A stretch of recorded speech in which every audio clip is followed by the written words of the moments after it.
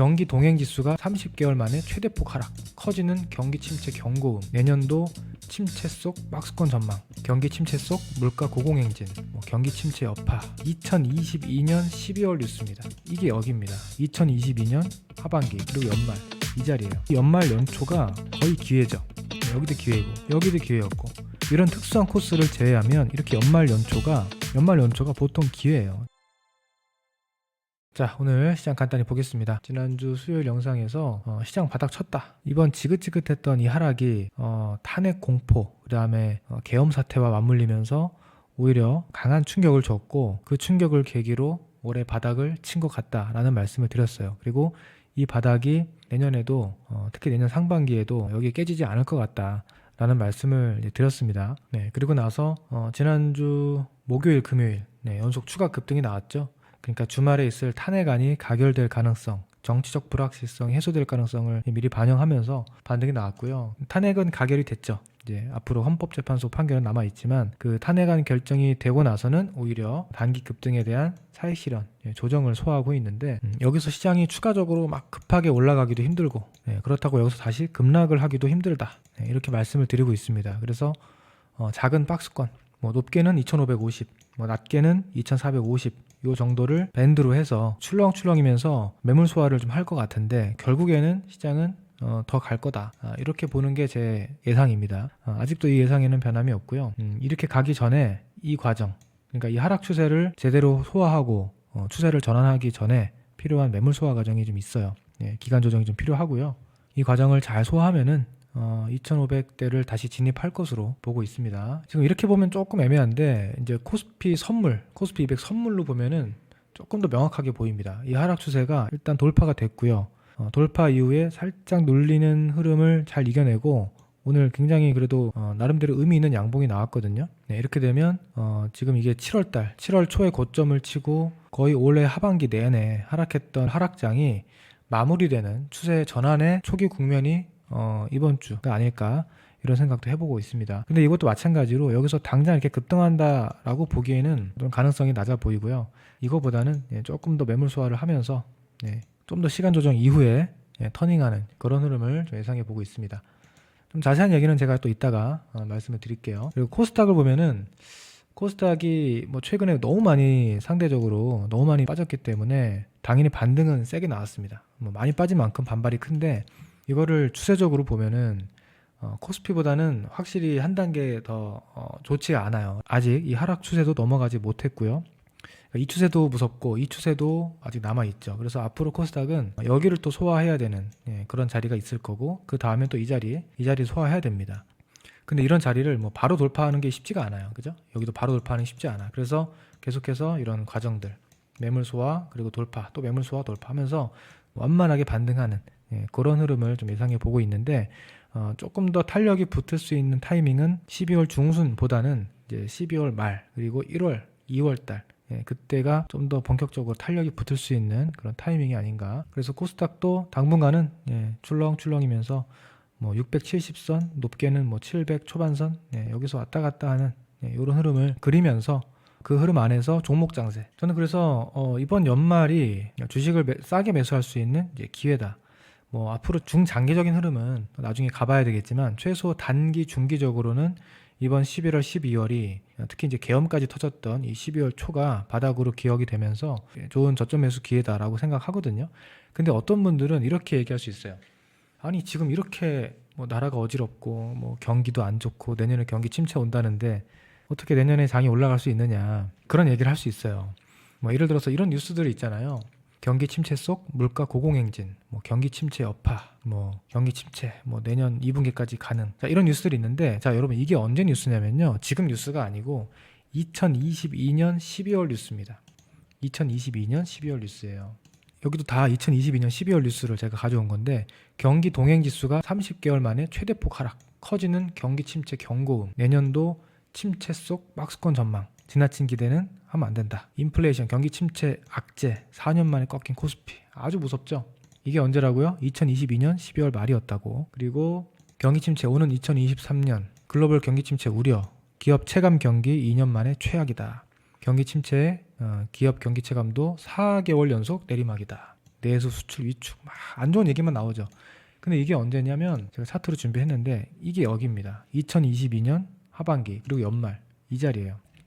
제가 이 자리를 왜 말씀드리냐면 이때 제 아는 주변 지인이 주식을 다 팔고 떠났어요. 코스피로 따지면 여기고 코스닥으로 따지면 여기입니다. 2022년 12월 말 여기서 주식을 다 팔았어요. 왜냐하면 이 지긋지긋한 하락장에 너무 지치고 주식은 계속 떨어진다. 주식은 내가 갖고만 있으면 계속 떨어지는구나. 더 떨어질 수 있겠구나.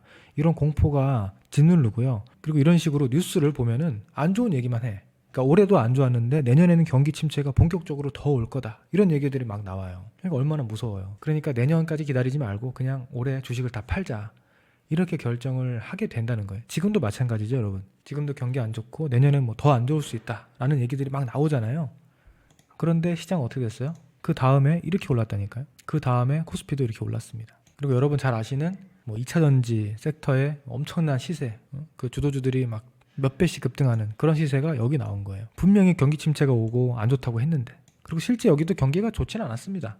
그러니까 경기가 엄청 좋아서 올라가는 게 아니고 이 주식시장이라는 거는 안 좋은 거를 미리 반영을 하면 반작용이 나오는 거예요. 주식시장은 선반영의 싸움이거든요. 미래를 선반영합니다. 그러니까 이번 주도 탄핵이 될까봐 미리 지난주에 올려놓고 탄핵 결정이 국회에서 통과가 됐는데 오히려 장이 조정을 받았잖아요. 항상 이런 식이에요. 그러니까 지금 이 시장도 경기 침체가 올 거라는, 내년에 경기가 더 안 좋을 거라는 그런 우려감이 반영이 많이 되어 있다는 거죠. 그리고 트럼프가 내년에 미국의 대통령으로 취임을 하면 여러 가지 관세 우려, 뭐 이런 경기 침체 우려, 무역 전쟁 우려 이런 것들이 미리미리 이렇게 주가 하락에 반영이 되어 있다. 상당 부분 이렇게 봐야 되는 겁니다. 그럼 내년에 막상 트럼프가 취임을 하고 나서 세상이 뭐 무너지고 그런 거 아니면 어떻게 되는 거예요? 그러면 이제 올라올 수 있는 거죠. 여기서 엄청난 상승장, 뭐 대세 상승장이 온다는 얘기가 아니고요. 이 깊었던 하락에 대한 반작용이 나올 수 있다. 네, 이런 관점에서 보는 겁니다. 그러니까 여러분 지금 이런 뉴스랑 경기에 대한 전망 이런 것들을 그냥 고지곧대로 보면서 내년에 무조건 더 안 좋겠구나 이렇게 생각하시면 안 된다는 거예요.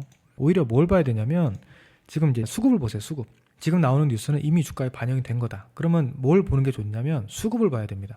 선물입니다. 선물에서 외국인들이 누적으로 어떻게 포지션을 가져가고 있는가 보시면 이 파란색이 외국인 선물 동향이고 검은색이 코스피 지수 흐름이거든요. 보통 외국인이 선물을 팔면서 시장이 빠지고 외국인이 선물을 사면서 시장이 올라오고 이런 것들을 계속 반복을 합니다. 그죠? 외국인 동향과 거의 일치하게 약간 시간차는 있지만 거의 비슷하게 움직여요. 근데 최근에 보시면 이 계엄 사태 터지고 탄핵 이슈 터지면서 주가가 계속 이 밑에서 머물고 있잖아요. 코스피 지수가. 근데 외국인 포지션 보세요. 선물. 외국인 선물이 지금 계속 매수 포지션을 확대하고 있죠. 앞으로 시장이 추가적으로 이제 반등할 가능성이 높다는데 미리 배팅을 하고 있는 거예요. 지금 이 시장에는 수많은 악재가 선반영되어 있다라고 보는 거죠. 지금 싸다라는 관점에서 선물부터 이제 배팅이 들어오는 게 아닌가. 그 다음에 이게 신용잔고죠. 신용잔고. 파란색이 신용잔고입니다.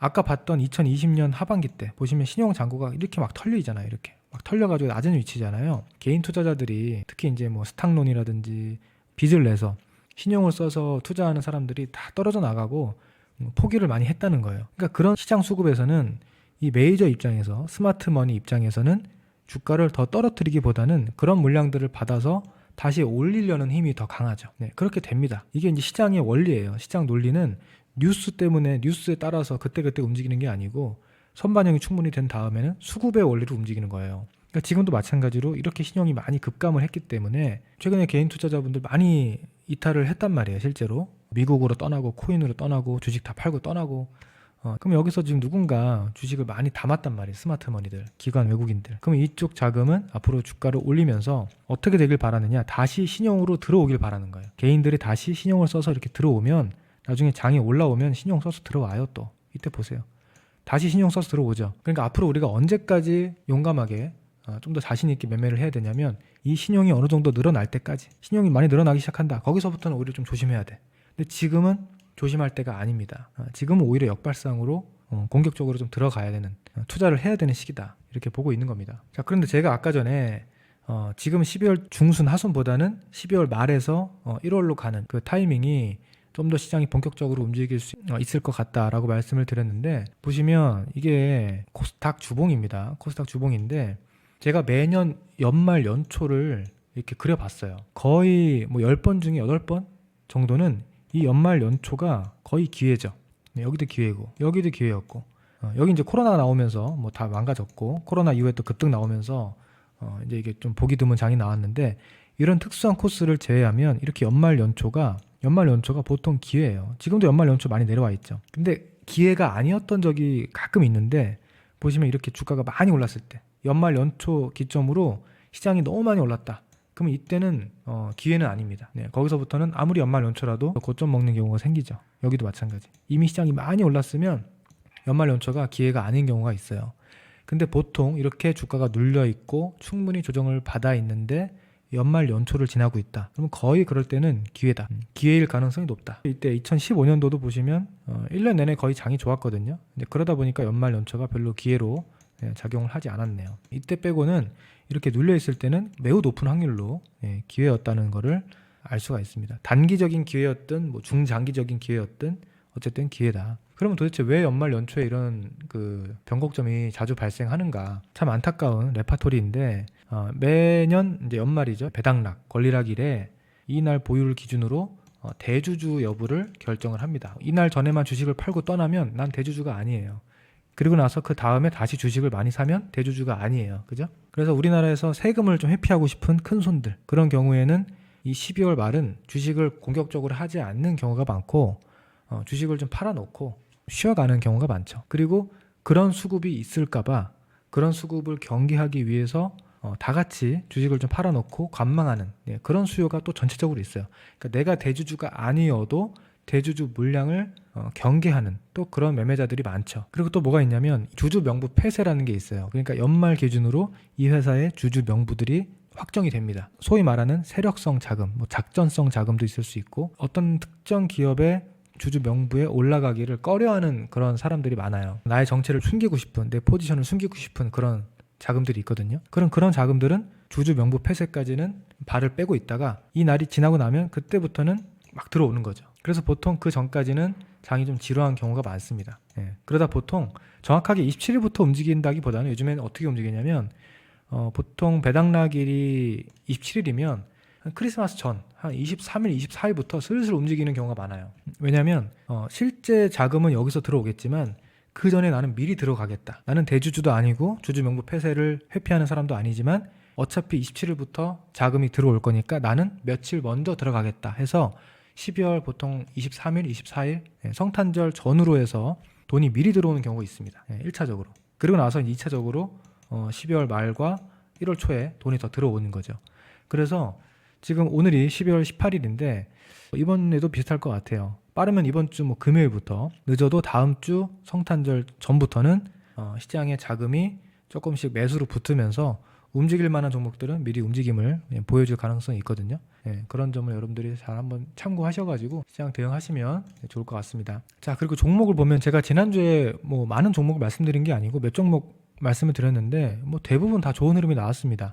보시면 뭐 VT는 제가 지난주 말씀드리고 나서 그냥 횡보하고 있네요. 신고가 돌파 이후에 견조하게 기간 조정 소화하고 있죠. 그러니까 이런 종목들은 뭐 이렇게 조정 시에 분할 매수를 한번 접근해 보면 추가적인 신고가 시세가 나올 가능성이 있으니까 이거 계속 관심 있게 보시면 괜찮을 것 같아요. 화장품 쪽 대장주라고 보시면 되고 지금 그 다음에 파마리서치, 제가 지난주에 파마리서치를 이제 여기서 말씀을 드렸습니다. 이날 수요일이죠. 이게 신고가 돌파 시도가 나오면서 조정을 받고 있으니까 이런 거 트레이딩 관점에서 눌리면 잘 보면 좋다라고 했는데 눌리고 바로 신고가 나오고 추가 급등 나왔죠. 이렇게 신고가를 뚫으려고 하는 강한 종목들 위주로 우리가 관심을 둬야 됩니다. 이게 주도주, 시장 주도주고 시장의 스마트머니, 기관들이 좋아하는 그런 유형의 종목들, 실적과 펀더멘탈이 뒷받침되면서 추세가 살아있는 종목들, 이런 쪽에서 보시면 이렇게 시세가 나오고 이것도 또 조정이 나오면 지금은 좀 추격 매수하기 부담스러운데 조정이 나와주면 반등 파동이 나올 거예요. 아직 끝났다고 보진 않고요. 조정시 매수 관점에서 조금 더 볼만하다 이렇게 생각을 하고요. 만약에 그 파마리서치가 조금 부담이 있다면 지금 이 휴젤 같은 종목들, 이런 종목은 뭐 피부 미용 쪽에서 최근에 과열 부담이 좀 없죠. 이제 여기 61선과 21선 이렇게 지켜내면서 슬슬 돌아 나가려고 하니까 뭐 이런 종목들도 관심 있게 볼만한 종목인 것 같습니다. 그 다음에 제가 현대미포, 조선 쪽을 말씀을 드리면서 이렇게 신고가 돌파한 종목 현대미포를 중점적으로 말씀을 드렸는데 뭐 계속해서 신고가 추세가 이어지고 있어요. 근데 아직은 본파동은 아니고 고가권에서 매물 소화를 좀 하고 있는 것 같습니다. 그래서 이것도 아까 VT처럼 뭐 13만 원, 12만 원대 여기가 뭐 확 무너지지만 않는다 그러면은 매물 소화하고 다시 한번 신고가 추세로 갈 수 있는 그런 종목이라고 보거든요. 그래서 계속해서 조정심하다는 관심. 추격 매수는 하지 마세요. 이런 유형은 추격 매수를 굳이 할 필요 없고 조정심 매수 차분하게 보시면 될 것 같고요. 뭐 성강밴드 같은 종목도 지난주 이런 자리에서 결국엔 또 신고가 시세를 강하게 됐죠. 그래서 저는 이제 이 종목을 좀 눌림목에 들어가서 매매를 좀 해봤는데요. 오늘 수익 실현 이제 깔끔하게 했고 이 종목도 아직은 뭐 끝났다고 보진 않아요. 거래량 보시면 거래가 터지지가 않았잖아요. 이게 완벽한 고점이 나왔다고 보기는 어렵고요. 조정이 나와주면은 또 관심 있게 볼만한 종목이 아닌가 생각합니다. 조선 그리고 이제 LNG 쪽 이런 쪽에 같이 이제 연결될 수 있는 종목이 현대미포랑 성강밴드죠. 그리고 나는 조선 쪽에 조금 좀 낮은 위치에 볼만한 종목이 없을까 한다면 뭐 하나오션 이런 종목도 지금 여기서 1차 시세 주고 조정을 또 잘 소화하고 있는 것 같거든요. 뭐 조선 섹터 안에서 뭐 방산에도 좀 엮이고 그다음에 에너지, LNG 쪽에도 좀 엮이는 그러면서도 주가가 그렇게 많이 올라오지 않은 그런 관점에서는 또 볼만한 종목이 아닌가. 그다음에 또 다른 쪽에서 뭐 루닛 이런 종목은 제가 텔레그램에서도 종종 언급을 드리고 있는데 저희는 루닛을 여기서 매매를 한번 들어가 봤고요. 그 다음에 또 한번 여기서도 또 좋은 기회가 있었죠. 그래서 이건 눌려만 주면은 한 번씩 이렇게 시세가 크게 나와요. 우리 시장에서 AI 관련된 특히 소프트웨어 관련된 종목 중에서는 의료 AI를 제일 좋게 보는데 그 중에서 대장은 일단 루닛입니다. 거래대금도 크고. 근데 이게 이제 시세가 한 번 이렇게 두 번, 세 번 났기 때문에 추격 매수하는 거는 좀 리스크가 있고요. 앞으로 조정이 나와준다면 조정시 매수하는 관점에서 노려볼 만한 종목인 것 같아요. 쉽게 죽을 종목은 아니다. 반등, 트레이딩 노릴 만한 종목이다. 그리고 하나시스템, 우주항공 쪽에서는 우주항공과 방산이 엮이는 종목 중에서는 하나시스템. 하나시스템이 이때 굉장히 강한 시세를 냈는데 이게 지금 탄핵 전국으로 좀 가면서 아직 탄핵 결정된 건 아니지만 이게 약간 정부의 어떤 정책 모멘텀 그런 기대감들 좀 있었거든요. 조정이 좀 깊어졌어요. 이거는 뭐 우리나라 정권과 큰 연관 없이 우주에 대한 그런 관심은 계속 이어진다고 봅니다. 그래서 이런 자리들이 뭐 단기 중기적으로 매력적인 자리가 아닌가. 우주항공 쪽에서는 뭐 한국항공우주나 하나시스템 이런 종목 중심으로 봐야 되고 뭐 중소형주에는 뭐 루미르, HVM, 뭐 세트렉 I, 뭐 이노스페이스 이런 종목들이 우주항공 관련된 이제 중소형주인데 저는 이제 주도주 위주로 보니까 하나시스템이 일단 가장 중심을 잡아줄 수 있는 종목이라고 보면 될 것 같습니다. 그 다음에 하나만 더 말씀드리면 최근에 이제 AI 반도체에서 새롭게 부각되고 있는 섹터가 이제 유리기판의 강자는 이제 SKC나 필옵틱스거든요. 그래서 이런 종목도 지금 이렇게 추세가 넘어가는 이런 자리고 유리기판이라고 하는 이 부품이 HBM 다음으로 또 중요한 부품으로 내년에 좀 성장성이 부각될 수 있는 가능성이 있어요. 그래서 필옵틱스와 SKC 앞으로 계속 관심 있게 볼 만한 종목이 아닌가. 그다음 제가 지난주에 또 말씀드렸던 종목이 전진건설로봇. 이거 이제 트럼프가 당선되기 전에 우크라이나 전쟁 종전 그리고 재건으로 모멘텀이 붙을 수 있기 때문에 이런 자리에서 관심 있게 볼만하다 했는데 이거 시세 나왔죠. 그다음에 전력 쪽에서도 제가 산일전기를 이날 말씀을 드린 겁니다. 수요일날 이런 종목이 장도 어려운데 굉장히 이 추세를 잘 지켜내고 견조하게 버텨내고 있다. 신고가 돌파 가능성이 높아 보인다 라고 말씀을 드렸는데 이렇게 가버리죠. 이런 게 바로 주도주예요. 시장 주도주. 시장 주도주는 항상 거래대금 그리고 신고가, 추세 이런 것들이 다 교집합으로 모이는 종목들, 이런 종목들이 시장 주도주라고 보시면 됩니다. 지금은 조금 단기 과열 부담이 있기 때문에 이것도 조정시 봐야 되겠죠. 이건 지난주 말씀을 드렸던 거니까 이렇게 한번 보고요. 그다음 제가 지난주 또 그 오징어 게임 관련 종목 중에서 아티스트 스튜디오, 아티스트 유나이티드 이 종목을 지난주 말씀을 드렸는데 이거 보시면 계속 올라가죠. 원래 아티스트 스튜디오가 조금 후발주로 제가 봤었는데 이번 주에는 얘가 그냥 급등을 하면서 대장이 됐습니다. 지금은 이제는 뭐 매수 관점에서 따라붙기엔 좀 부담이 되고 이제 다음 주에 오징어 게임 2가 뭐 개봉이라고 해야 되나? 개봉은 아니고 이제 넷플릭스에서 공개가 되는데 뭐 그 전후에 이렇게 미리 주가가 올라가면 차익실은 이제 단기적으로 준비를 해야 되겠죠. 자, 이렇게 해서 오늘 뭐 시장과 함께 종목들까지 한번 쭉 점검을 해봤습니다. 이제 올해도 얼마 안 남았는데 올해 정말 다사다난했습니다. 경제도 참 어려웠고 정치적으로도 우리가 너무 많이 스트레스를 받은 한 해였던 것 같은데 이제 좀 새로운 국면으로 전환될 수 있는 그런 시기라고 생각을 하거든요. 화이팅 하셔서 내년 새해에는 좋은 결과 내실 수 있었으면 좋겠습니다. 자, 오늘 영상이 도움이 되셨다면 좋아요 한 번만 눌러주시면 감사하겠습니다. 저는 다음 주에 또 뵙겠습니다. 네, 감사합니다.